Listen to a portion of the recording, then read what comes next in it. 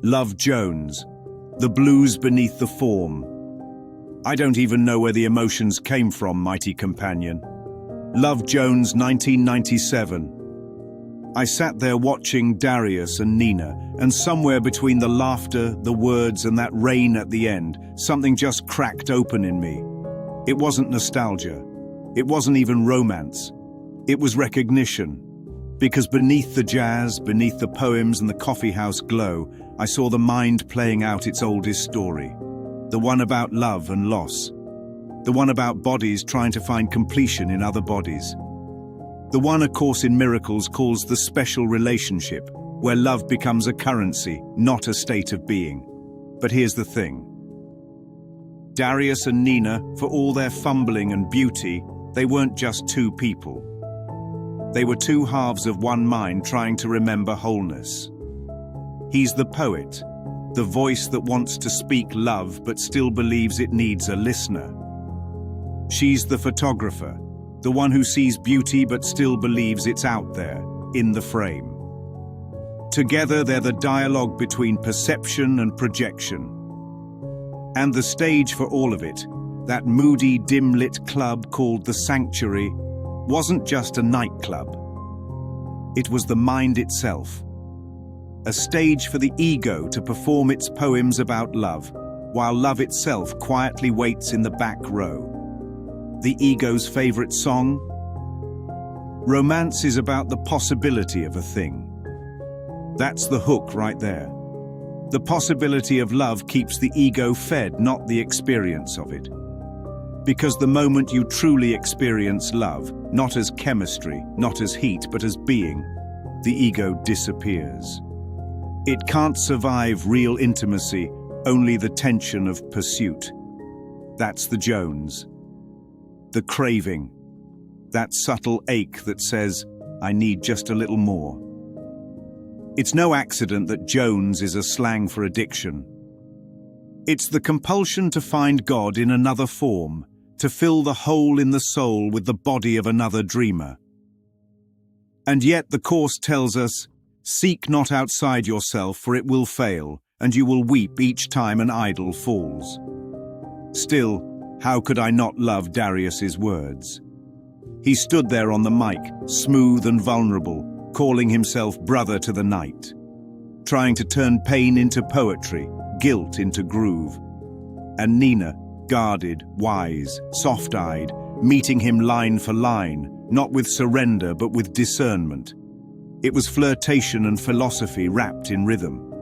But underneath it was holy curriculum. Because every line, every misunderstanding, every ego bruise was just spirit's classroom in disguise. See, they thought they were writing a love story. But they were rewriting the mind. Each argument was a lesson in projection.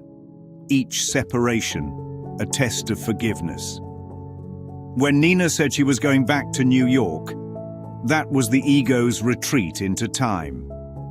The old belief that love depends on geography, timing, readiness.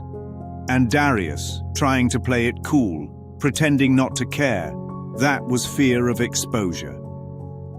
Fear that true connection would undo the self he's been performing. And of course it did. Because that's what real love does. It dissolves the performer. It takes away the mic and says, now listen. When she left, he ran to the train station too late, a perfect symbol of trying to reach what was never lost. You can't catch what's already yours in eternity. But spirit's got a way of turning scenes into symbols. 1 year later, the rain fell again. And there they were, older, quieter, stripped of pretense. The chase was over. The lesson was learned. No one had to win. That's why I cried. Not because they kissed, but because in that moment the dream forgave itself. The rain was baptism, the puddles were mirrors, and what looked like reunion was really the remembrance that nothing real can be broken. That's the holy relationship right there. Not the one that promises, I'll complete you, but the one that whispers, you were never incomplete. In that final shot, her poem, his stillness, They became still enough to hear the quiet answer that had been waiting the whole time. Love didn't need to be found. It needed to be recognized. That's what the ego never tells you. It sells you romance so you won't remember reality. It tells you love is earned so you won't recall that love is. But when Darius says, "This here right now is all that matters to me," I heard something holy in it. Not possessiveness but presence. Not passion but peace. It was the mind coming home. And that's the miracle. Not that the poet got the girl, but that the poet finally stopped performing. And the girl stopped defending. And in the silence between them, the song that was always playing could finally be heard. Love Jones wasn't about black love, or modern love, or any kind of love with an adjective. It was about love without condition, the kind that never began and will never end. And in that sense, it wasn't a romance at all. It was a resurrection. A blues turned holy. A poem turned prayer. A reminder that what you called falling in love was only the ego's gravity. And what you called awakening was just remembering you could fly.